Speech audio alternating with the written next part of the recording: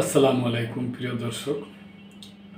পানি সম্পদ মন্ত্রী সাহেবের একটা কথা আজকে আমার ভালো লাগছে। উনি বলছেন যেহেতু জয়যুক্ত হয়েছে সেই জন্য অটোমেটিকই এই এগুলার যে জুলাই সনদের যে কার্যকারিতা এগুলো অটোমেটিকই কাজ শুরু হয়ে যাবে, মানে কার্যকারিতা শুরু হয়ে যাবে। যেহেতু জয়যুক্ত হয়েছে অটোমেটিক কার্যকারিতা শুরু হয়ে যাবে। প্রধানমন্ত্রী পানি সম্পদ মন্ত্রী পানি সম্পদ মন্ত্রী ও বিএনপির যুগ্ম মহাসচিব শহীদুদ্দিন চৌধুরী এনি বলেছেন, 1 মাসের মাথায় আমরা আপনাদের মুখোমুখি। 12ই ফেব্রুয়ারি নির্বাচন, 17ই ফেব্রুয়ারি আমাদের শপথ হয়েছে। আজ 19শে মার্চ, 1 মাস পার হয়েছে। এই 1 মাসে সরকার দেশের জন্য দেশবাসীর পাশে কিভাবে দাঁড়িয়েছে তা ব্যাখ্যা করে আপনাদের সামনে বলার প্রয়োজন নেই। আপনারা খুবই সচেতন। সামাজিক যোগাযোগ মাধ্যম, প্রিন্ট ও ইলেকট্রিক মিডিয়ায় সব কিছুই দৃশ্যমান।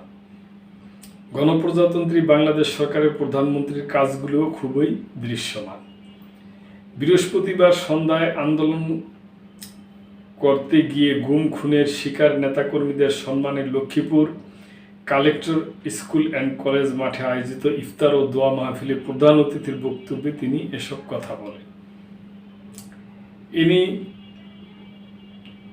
চৌধুরী লক্ষ্মীপুর 3 আসনের সংসদ সদস্য ও জেলা বিএনপির আহ্বায়ক। পানি সম্পদ মন্ত্রী বলেন, আমরা নির্বাচন করেছি, এমপি হয়েছি, শপথ নিয়েছি। জুলাই সনদ পাশ করার মাধ্যমে আমাদের শপথ নিতে হবে, এ ধরনের আলোচনা কখনো ছিল না এবং নাই। কিন্তু যেহেতু জয়যুক্ত হয়েছে, বিজয় হয়েছে, অটোমেটিক পার্লামেন্টে এই বিলটা উত্থাপনের মধ্য দিয়ে কার্যকারিতা শুরু হয়ে যাবে। তার মানে সংবিধানের মধ্যে এটা অন্তর্ভুক্ত থাকবে। তিনি বলেন, যেখানে নোট অফ ডিসেন্ট দেওয়া হয়েছে সেটা নিয়ে পার্লামেন্টে আলোচনা হওয়ার পর সেটা কখনো নেগেটিভ হবে, কখনো পজিটিভ হবে। ইনি বলেন, ফ্যামিলি কার্ড অনেকেই মনে করছেন নির্বাচনের জন্য আমরা বলেছি।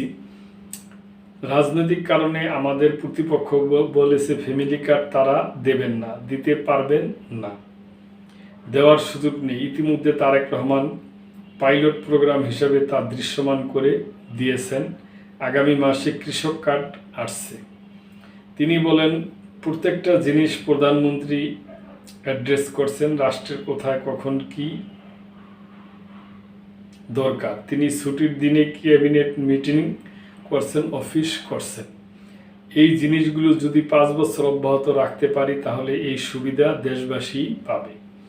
মন্ত্রী বলেন, পার্লামেন্টে যখন আমরা সরকারি দল বসি, আমাদের প্রতিপক্ষ হিসাবে পাশেই বিরোধী দল বসে। তারা যেন ভালো কাজগুলো অ্যাড্রেস করেন। আমরা যে শতভাগ ভালো কাজগুলো করতে পারবো তাও তো না, ভুল ধরিয়ে দেন।